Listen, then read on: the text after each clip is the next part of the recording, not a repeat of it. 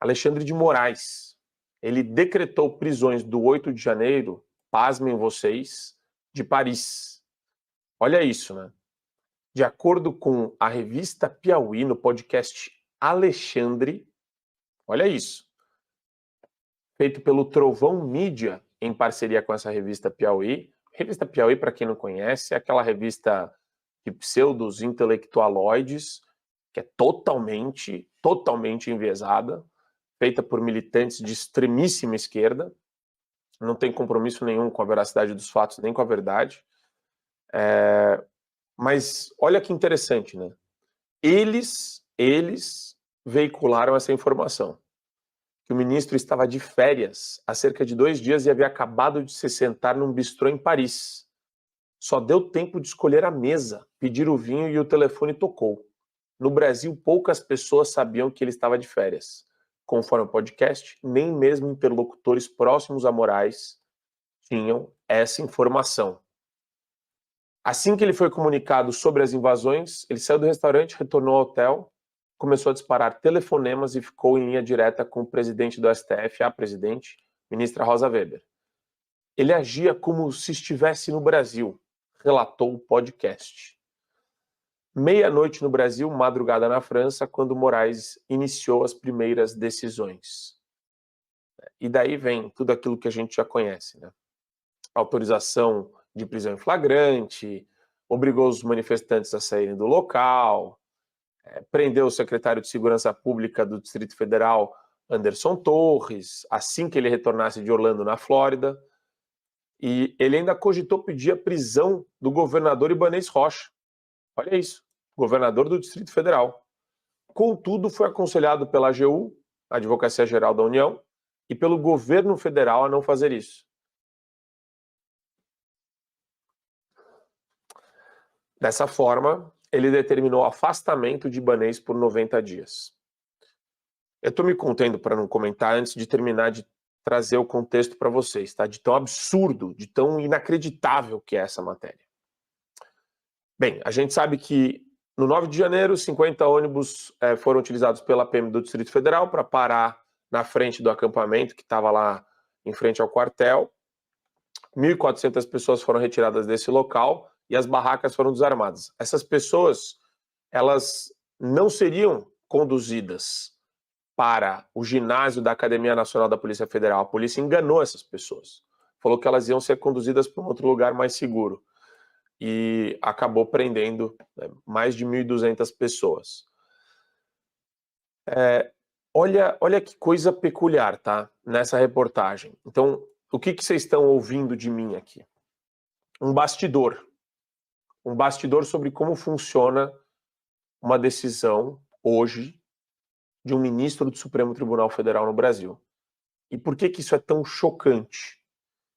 Porque vamos começar pelo final. O afastamento do Ibanez Rocha não existe, não deveria nunca ser objeto de uma decisão judicial.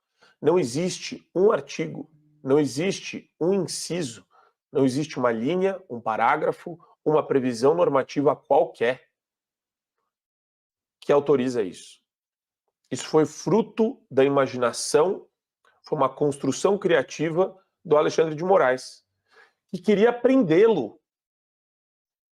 Você só prende alguém por crime em flagrante, quando a pessoa está em estado de flagrância. Lembram do Daniel Silveira? Lembram da decisão referente ao Daniel Silveira? Que muita gente falou, o flagrante perpétuo, porque o vídeo foi publicado na internet, essa foi a justificativa. Quer dizer, é um negócio assustador. E o mais assustador de tudo isso não é só o relato pela Piauí como se isso fosse normal.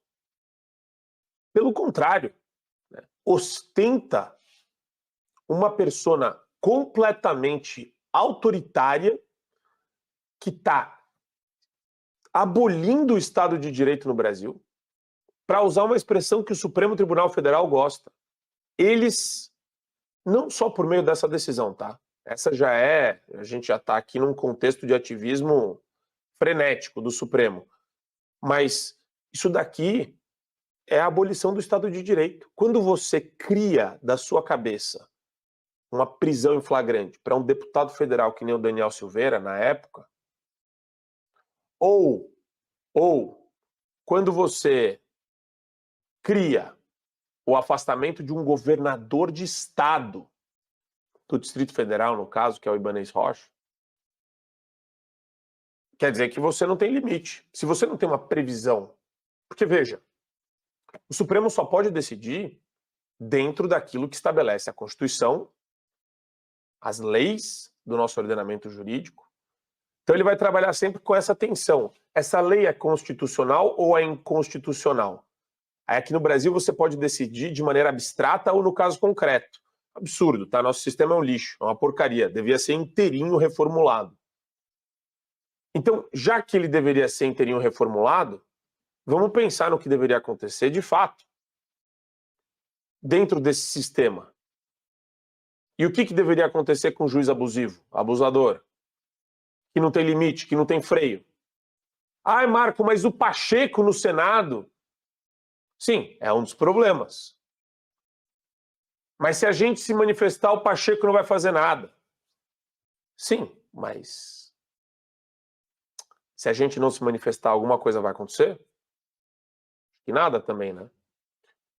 Aí, puta, Marco é samba de uma nota só. Ele fica toda hora repetindo isso. Cara, mas é porque hoje eu não tenho nem mais prazer em fazer análise jurídica. Vocês têm noção do que é você estudar 5 anos de direito na graduação, 3 anos de mestrado, mais 3 anos de doutorado, para chegar na conclusão mais óbvia que existe? Manda quem quer, manda quem pode, obedece quem tem juízo. Então, isso não é Estado de Direito. Isso não é nada. Isso é uma tirania. Isso é uma ditadura. Então é extremamente chato chegar nesse ponto onde alguém vira para mim e fala: Marco, faz uma análise jurídica. Não, desculpa, não posso. Eu posso fazer uma análise política. Politicamente, estamos numa situação extremamente precária, inclusive, né? Juridicamente não existe mais. Juridicamente, o que vier do Supremo é fruto de ativismo político. Ah, se você perguntar para mim, então, vamos entender a visão ideológica de cada ministro? Eu falo assim, agora a gente vai entender como as decisões serão feitas e serão tomadas. Sim, isso eu acho excelente. E não só isso, né? Vamos acabar com a farra desses caras. Acabar como? Tem alguém com coragem de falar a respeito disso? Tem alguns órgãos de imprensa. Poucos. Né? É assimétrica a diferença entre nós e Globo, CNN, essa porcaria toda aí que existe. Mas a gente tem sim a capacidade de infernizar a classe política. Infernizar os senadores, infernizar os deputados federais. E eu não vou tirar a responsabilidade do vereador, a responsabilidade do deputado estadual. É um dever nosso, né? Cadê? Onde está o deputado estadual conservador eleito? Ah, Marco, ele está quieto. Ele está quieto. Ele está quieto esperando o quê? Não, Marco, tem uma articulação aqui, ó, acontecendo agora no bastidor. Olha aqui, ó. Estamos nos movimentando, não paramos. Só que não tem, né? Não tem nada no bastidor. Não tem uma movimentação no bastidor. Entendem como se a